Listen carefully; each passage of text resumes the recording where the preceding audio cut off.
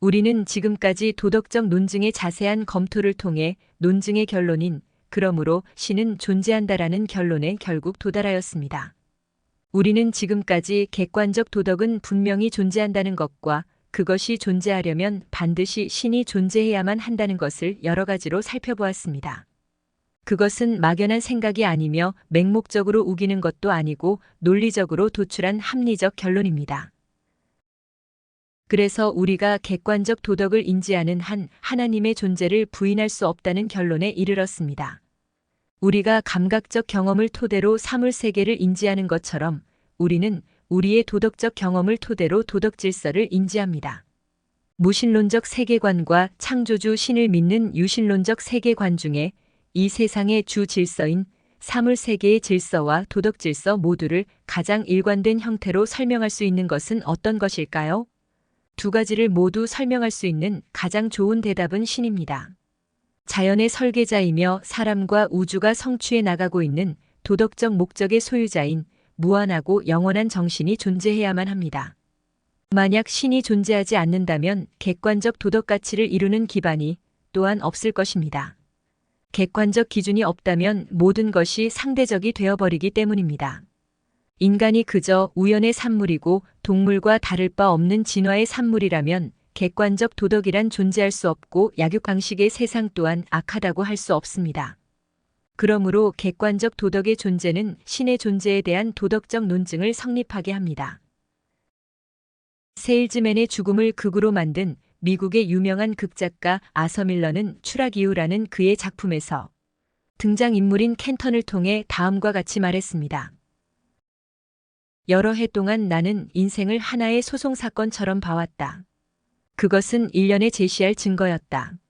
젊을 때는 얼마나 용감한지를 혹은 똑똑한지를 증명하고 그 다음엔 얼마나 멋진 연인인지를 증명하고 다음엔 얼마나 훌륭한 아버지인지를 마지막으로는 얼마나 지혜로운지를 혹은 막강한 파워를 가졌는지 뭐 그런 것들을 증명하는 것이었다. 그러나 이 모든 것의 배경에는 하나의 추정이 있었음을 난 이제야 깨닫는다. 인간은 어딘가 높은 곳을 향하여 위로 올라가고 거기서 하나님만 아실 일이지만 나는 용서받거나 아니면 유죄 판결을 받을 것이라는 추정 말이다.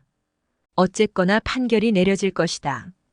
이제야 생각하는 거지만 어느 날 내가 시선을 들어 재판관석에 아무도 없음을 보았을 때 나의 절망은 시작되었다.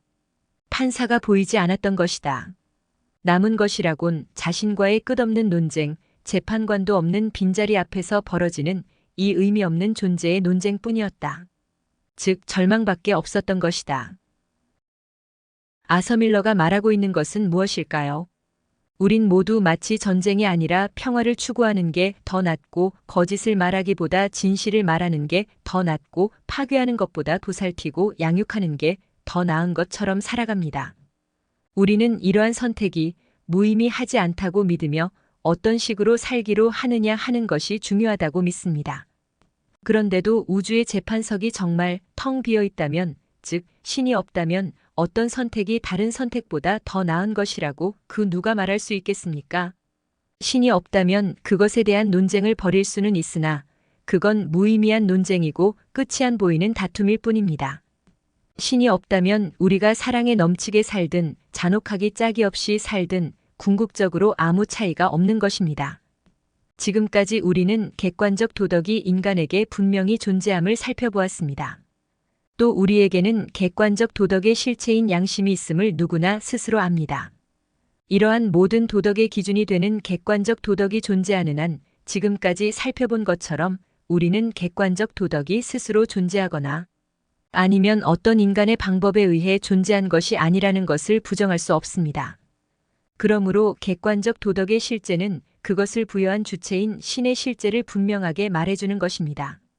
그리고 우리의 삶의 끝에 아무도 없는 재판 정석을 발견하는 것이 아니라 이 객관적 도덕의 주체인 하나님이 재판장석에서 우리를 심판하실 것이라는 것을 밝혀주고 있는 것입니다.